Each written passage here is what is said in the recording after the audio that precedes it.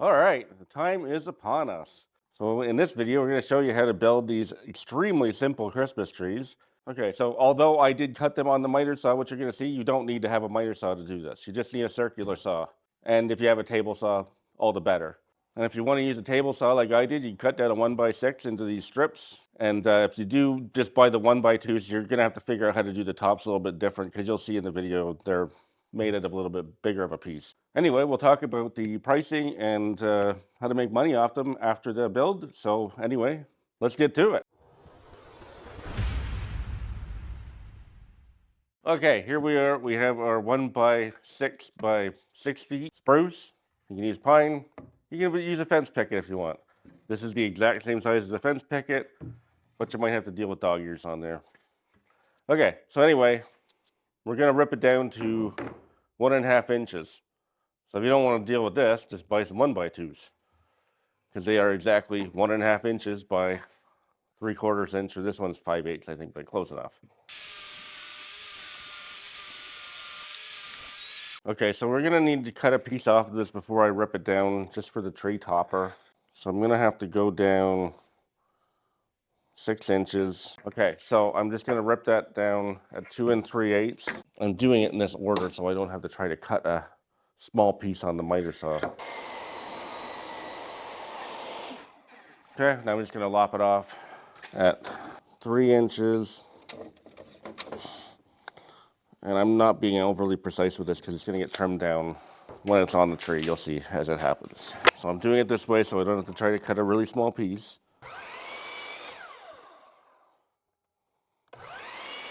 Okay, now we're just going to set these two aside. And we're going to rip this down at 1.5 just like the other one.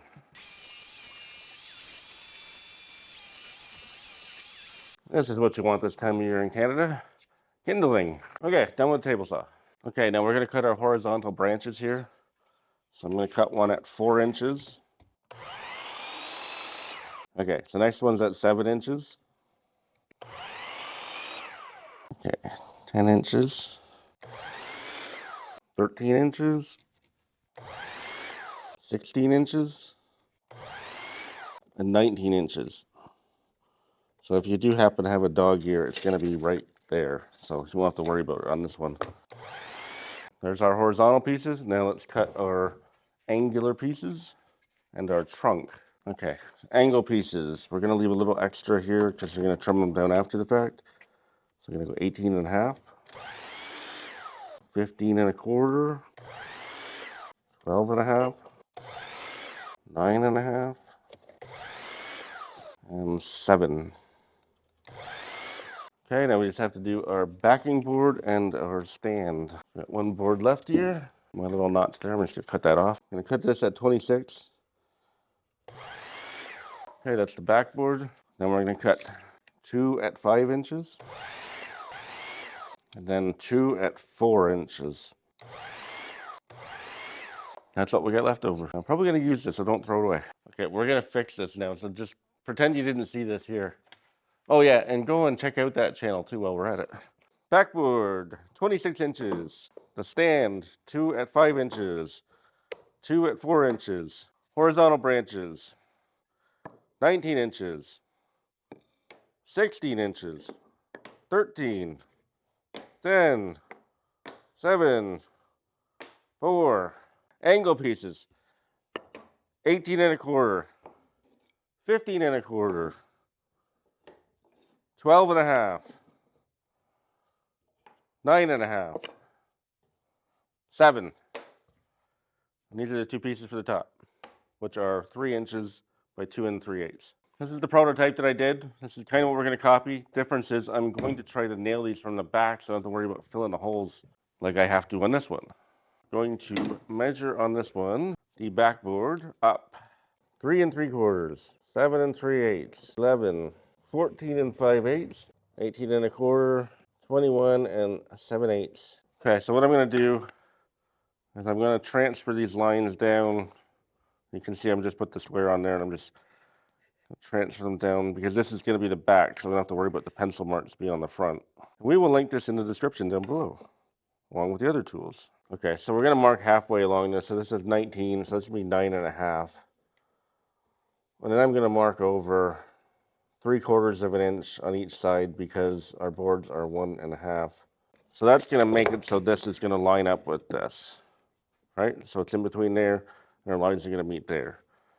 That's how we're going to do this from the back. So it's a little bit trickier, but it's going to pay off in the end. It's going to be much quicker this way. So 16, so we're going to go half of that, which is 8. We're going to go over 3/4. We're going to go over 3/4. Okay, that one's done. Next one's 13. So 6.5. This one's 10. So we go over 5, 7, 3.5, and 4. It's going to be 2. So there we go. We got them all marked so we can lay them all out. Okay, on to the next thing. 1.5 inch brad nails. Okay, so this is the glue I'm using.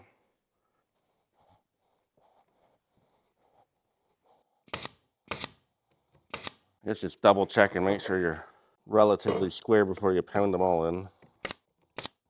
Okay, so this one wasn't particularly square, but I did it after I did 2 nails in it, so now I'm kind of squaring it up before I put the last 2 in. It's easy to bend brad nails.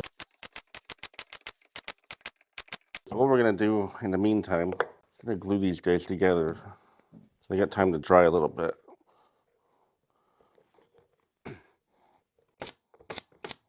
Okay, set that aside. Okay, now we're just going to take our scrap piece here and just use it as a spacer to keep us on even height here. Okay, I don't know if you can tell that easily here, but we're going to lay them down so that these corners are even here. And then we're going to make sure this bottom one lines up here. And then we're just going to fasten it in place. And then afterwards, we're going to cut them all at the same time. Way quicker that way. Okay, so I'm just going to draw a little line here just so I know where to put the glue.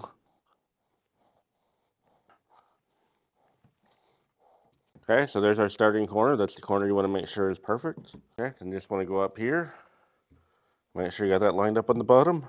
Just don't nail too close to the edge because we're going to have a saw blade going across here.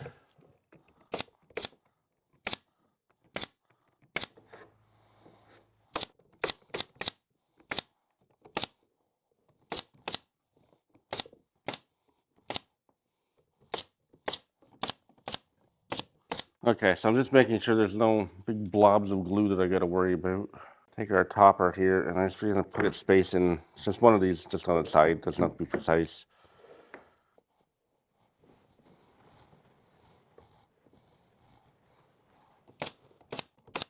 Okay, so we've let it dry for about an hour. This is the piece we had left over. It's not quite long enough for what I'm going to do here, which you're going to see in a moment. So I'm going to take this piece that was left over from that one. And the reason why that one's different is because I hadn't quite figured out the top. That piece is actually from another board, so that's prototyping for you. Okay, so what I'm going to do, my saw's unplugged. I'm going to measure over my blade, and I know that it's 1.5 inches because I've had this saw for 20 years. But that's all you got to do is just measure over, and then I'm going to, I guess, make a mental note of the fact that it's 1.5 inches. So I'm going to put a mark about halfway across here. And then I'm going to take this straight board here, and I'm going to line it up with this bottom corner like these. And then I'm just going to draw a line. Okay, and I'm going to get a clamp. So I'm going to measure over 1.5 inches-ish. Doesn't have to be absolutely perfect. 1.5 inches. I'm actually a little bit over 1.5 inches, and that's kind of the way I want it. I want to be a little bit generous. That way I'm making sure that I cut off the line too. Okay, same thing, go up here. Measure 1.5 inches. I'm actually going plus a 1/16 there. Okay, just making sure it's all good.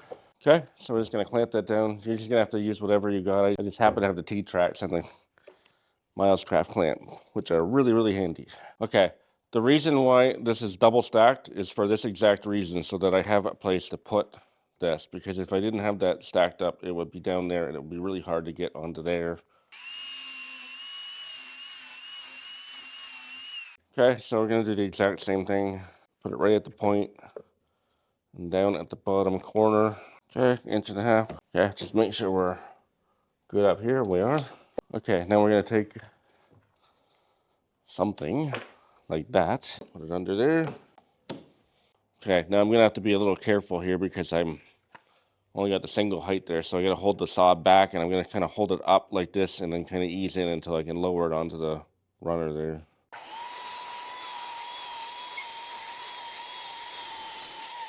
Now it's a Christmas tree. Doesn't that look a whole lot easier than cutting them all individually? Okay, onto the base. Okay, so we got a small issue here that I did not have with the first one. When I was doing the cut, I guess I was off a little bit.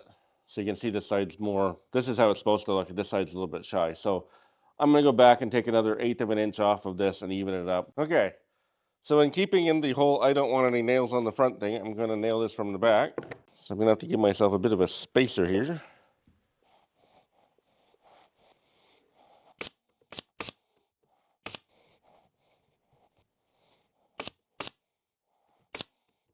So these are your 5-inch pieces, and then the 4-inch pieces are gonna go like this.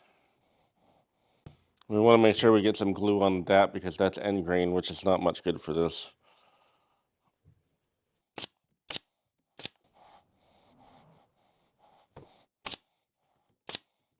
Okay, now after you've done that, I'm going to set this on here because I know this is perfectly flat. I'm just going to make sure that everything's, pretty stable. Get a little bit of play while the brad nails are holding it. Once the glue dries, you're not going to be moving it. Okay, that's pretty good. All right, so as you can see, I finished them, which of course you don't have to do. I just bought these cheap lights at the dollar store, and I glued them on with a glue gun. So I stained them with this Minwax stain, which I think it says is verdigris. I had it mixed up there. In traditional making a pine tree, I did the bottoms in red oak. So of course you don't have to do that. I just like to make my products done for the videos. But if you wanted to batch these out in about 15 minutes, like I said, you could make some jigs. Just get used to doing it and you'll just plow right through them. Now, the money making end of things here, they have about $4 worth of wood in them. Maybe $5 worth of materials if you don't finish them. So let's say $5 on the high side. Let's say you can sell them for $25. So that's a $20 profit. If you can build them in 15, 20 minutes, it's about $1 a minute. I'm good with that. That's kind of what I go for in my wood shop, is to try to make at least $1 a minute. And these definitely go in for that because they're super easy to build. Okay, so coming up after these ones are done, we're going to do another small tree, one of the geometric trees, and we're going to do a bigger one, and we're going to do a star for it.